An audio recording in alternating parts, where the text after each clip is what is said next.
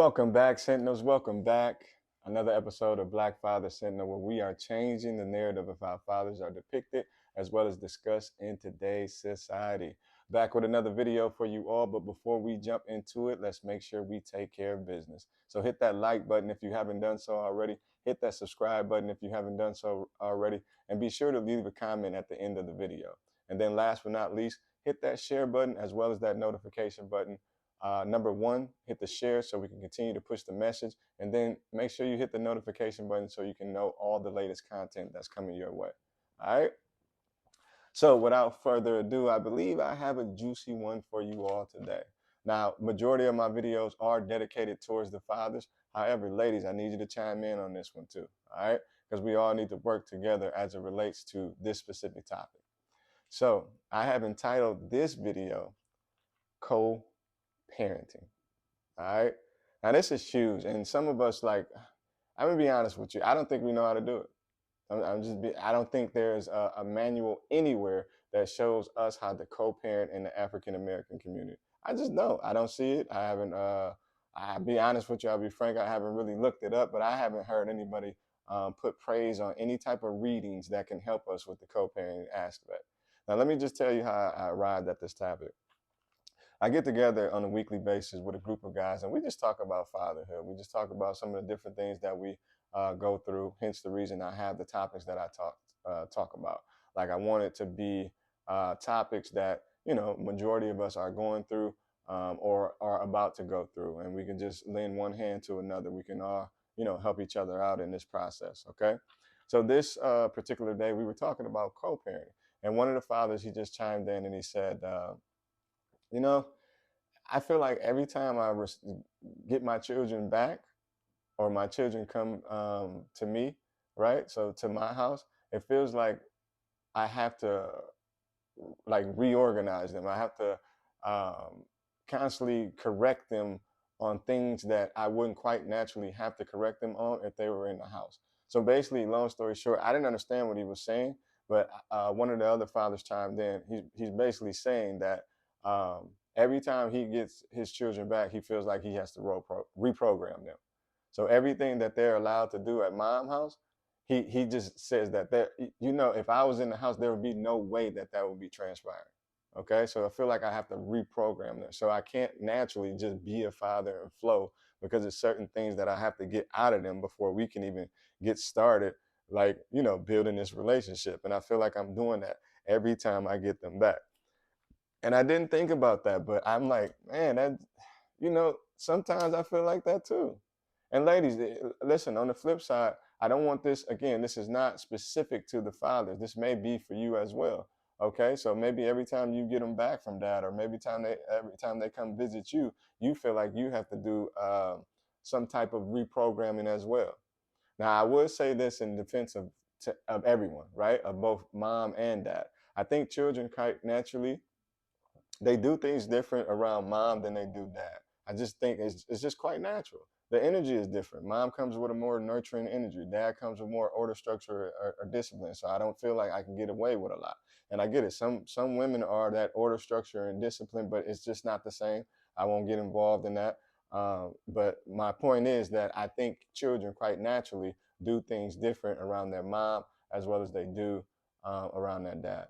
Now, here's what I say with that. When she chimed in, all the fellas, we began to chit chat. Here's what we came up with. I think that every time he gets his children back, unconsciously, he's raising them to not have the same bad characteristics or the characteristics that he deems to be bad that their mom had when he was with her, right?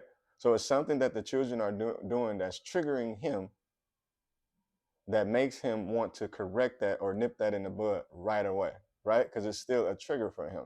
Now, he's been doing it so long, he unconsciously doesn't even understand that he has developed this type of normacy about it, if that makes sense. And it could be the same thing on the flip side, ladies. Once you receive it back, you consciously try to take out the bad characteristics of the father every time that you get your children back. Like, you can see something in there, your dad act like that, let me get that out of you. Right? And you could be doing this to the male, or you can be doing this to the daughter.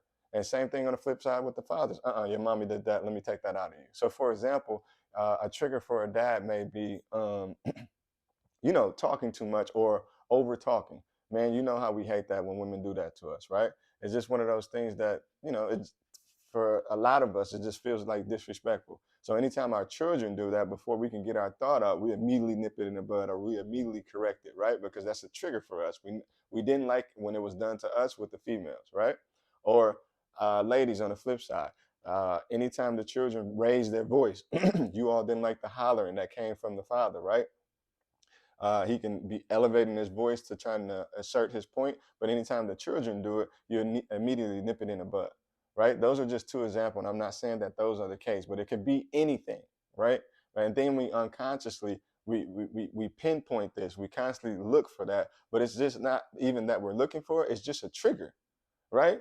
So just look at the tail end of the relationship that you were in. It was certain things about that woman for the guys and certain things about that male for the females that you just know you weren't tolerating. You were already out the door mentally. You're just not having it, right? And it's always a trigger for you. But I have to say that I think we are taking it out on our children. I think we're unconsciously disciplining them to remove any bad characteristics out of them of their biological father or their biological mother. Like the things that we hated about that person, we don't want our children to have that in them in no type of shape or fashion. And again, you can correct me if I'm wrong. This is just what I see. This is just what I interpret, and this is just how I put it together in my mind. It could be absolutely so far from the truth.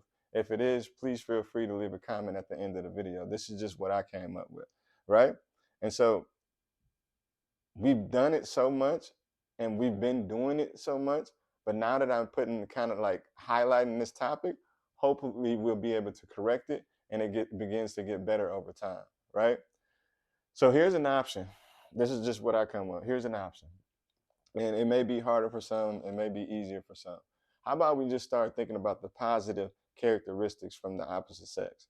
And I know I get it. Be father saying, I can't do that. It was nothing good about that woman. It was nothing good about that man. It had to be something good about that woman or that man in order for you to have children with. Even if it was a one night stand, you still knew what you was doing. So I can care less about it. It was something that you liked. It was something that you liked about them, right? And at some point in time in the history of that relationship, it was something that you liked about that person. So how about we start concentrating on that, okay? How about we start highlighting that, all right? Because we have to understand, we have to continue to put these children first, even when we co-parent. And let's just try to do what's in the best interest of the child.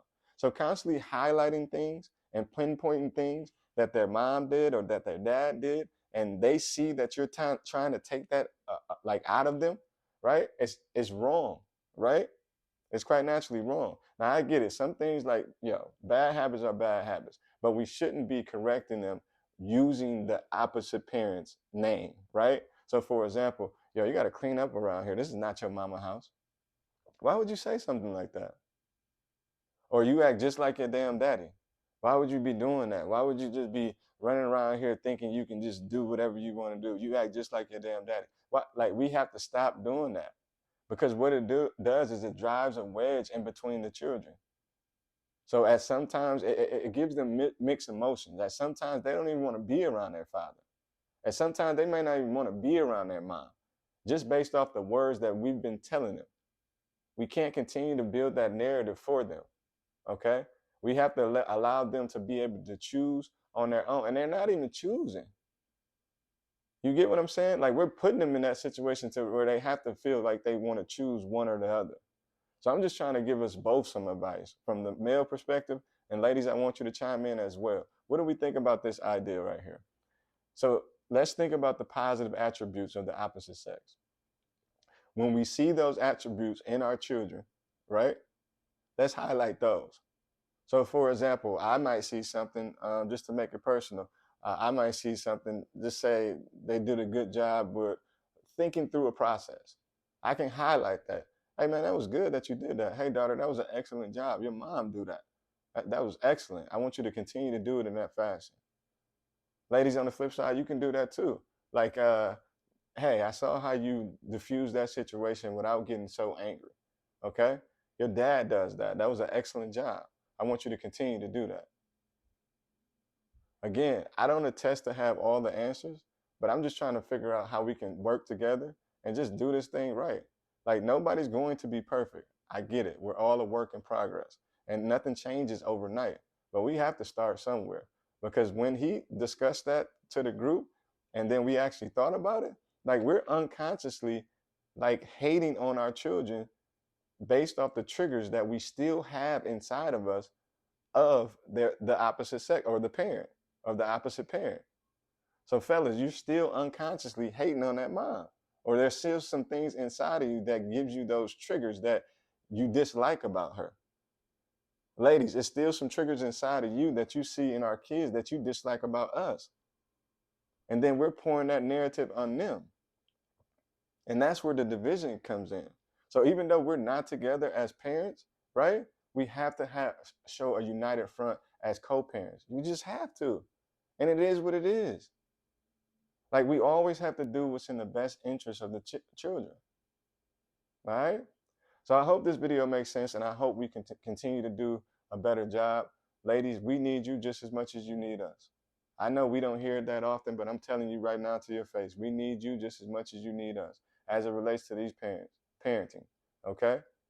The rest, in terms of being in a relationship with you all, we could go down that rabbit hole all we want, right? You all feel this way, we feel this way, whatever. Right now, that's not the topic of discussion. Once you have children, we got to swallow our pride, and we got to put this thing together of how we're going to raise these children to the best of their abilities. How do we get them to the optimum level that they can be? All right? So, just another rant for you all. I appreciate you all for listening. Make sure to leave a comment at the end of the video. Fathers, continue to do what you do best, and that is being a great father. Black Father Syndrome.